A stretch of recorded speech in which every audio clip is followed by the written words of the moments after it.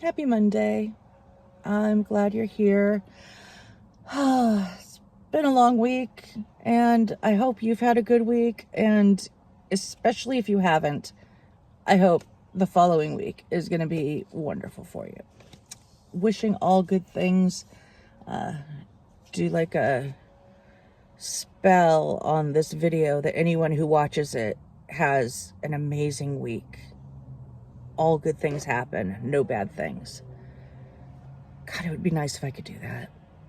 Anyway, we're here for a mystery tonic, a 1-minute mystery tonic. So let's get into it. The case. On February 9th, Joseph celebrates his 30th birthday with friends and family. At noon, he packs up his belongings, boards a plane, and leaves his native land forever.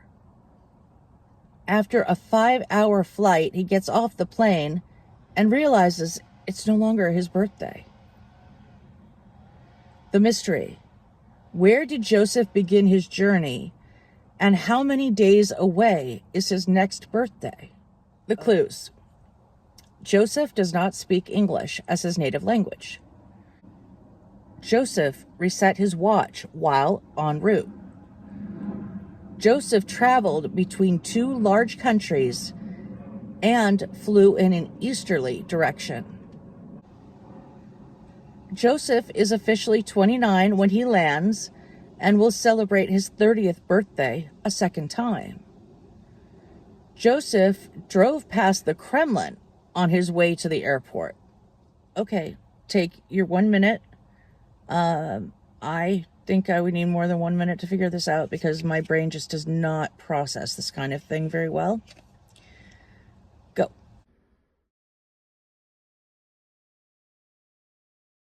Okay, the solution.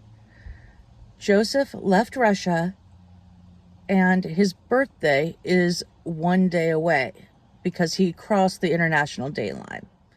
Okay, so he celebrates his 30th birthday in Russia with family and friends. At 12, he gets on a plane. 5 hours later, he gets off the plane, and it is the day before. So he is now 29 again and gets to celebrate his birthday a second time, which is kind of cool. I kind of want to do that now. Go somewhere where I get to rewind. Stay safe. Listen to your instincts. I will see you next Monday. Bye.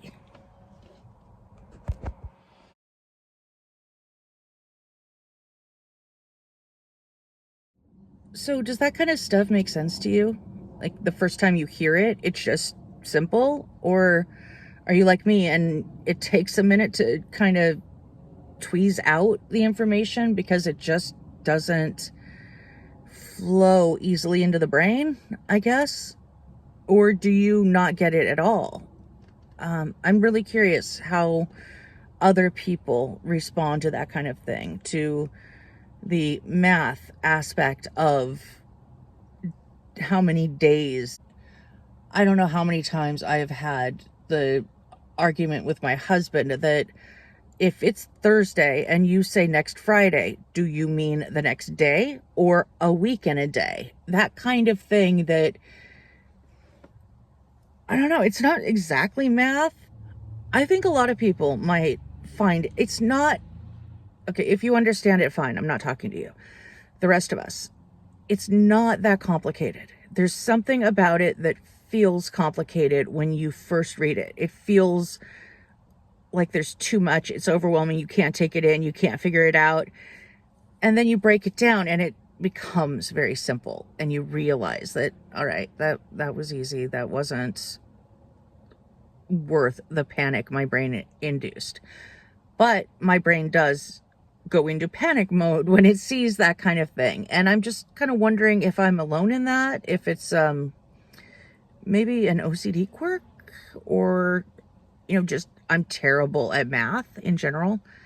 Like legit terrible, crying, when I passed the most basic level of math to get my degree in college, I was in tears and texted a number of former math teachers, one of which actually left his office, came to me to give me a hug because it was such a big deal that I finally got through this, because my brain just freezes and does not process. And working math, daily stuff, things I need, no problem.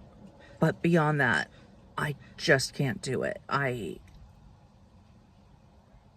never been strong. And I did grow up.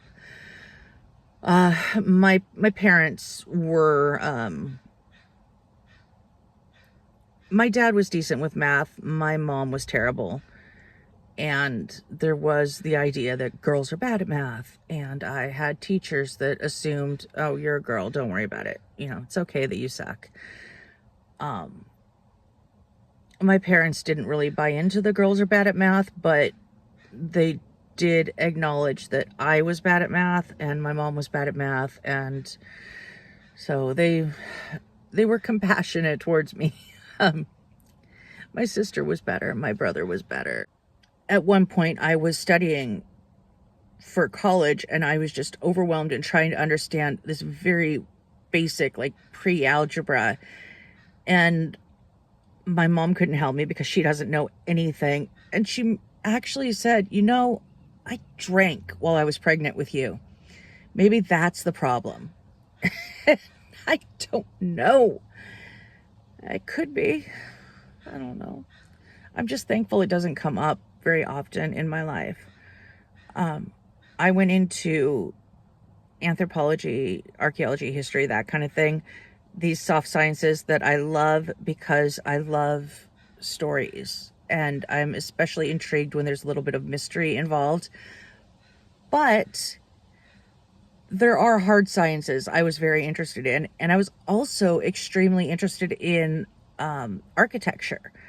And there were fields I didn't even explore because I knew I wouldn't be able to get through the math involved. If I won the lottery, I have the blueprints to a house I would love to build, my dream design. And I don't think any contractor or architect would have any trouble reading what I've created. It's good. It's legit. It would work. But I just don't have the mind to work in it as a professional. And I respect those who do. I envy those who do. If I didn't go into architecture, I probably would have continued the path I actually took with a stronger focus on forensic biological anthropology, the bones kind of stuff, because that interests me a lot. And I think I could do a lot of the work, but you have to get through a lot of math to get the degree and to get the training you need to do that work. I don't have that. I don't have that ability. I don't have that desire because I have so much anxiety and struggle with mathematics in general. And I know it's not unusual, and it's really unfortunate because all things are physics, all things are math. And to be able to understand those keys, I feel like it would give me a better understanding of the world.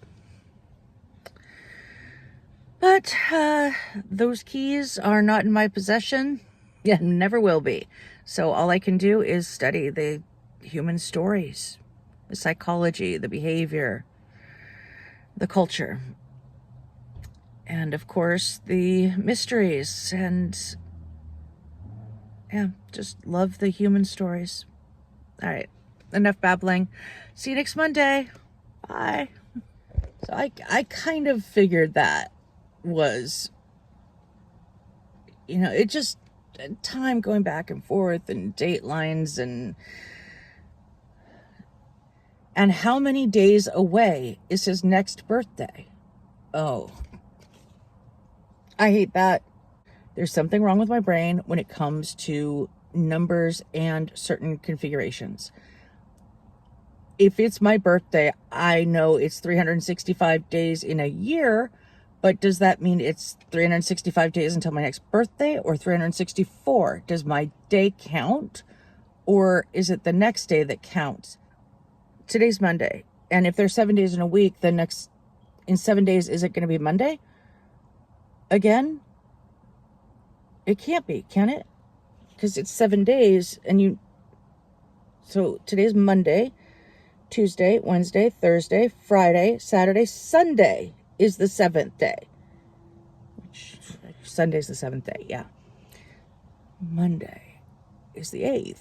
So it's not 7 days until Monday, even though it's 7 days in a week. So this day doesn't count, which means the birthday doesn't count. So it would be 364 days.